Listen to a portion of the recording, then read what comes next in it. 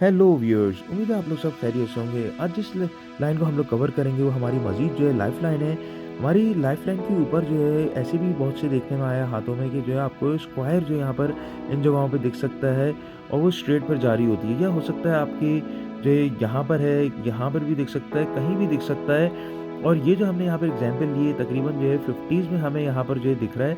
तो इस as time period में जो है ये शख्स जो है हो सकता है जो ऐसा बीमार हो जाए या किसी एक्सीडेंट में मुलव्वस हो जाते हैं, ऐसे लोग नॉर्मली देखने में आया है। मगर स्क्वायर का यहाँ पर होना एक नहायत ही पॉजिटिव साइन कंसीडर किया जाता है, इसलिए कि ऐसे लोग जो होते हैं फ़ौरन ही रिकवर कर जाते हैं अगर ये लोग बहुत सख्त बीमार भी हो जाएँ या किसी प्रॉब्लम हादसात में मुलव्वस हो जाएँ।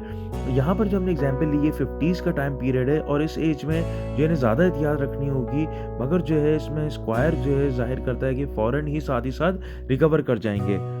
मज़ीद जो हम लोग साइंस को कवर करेंगे टॉपिक बाय टॉपिक।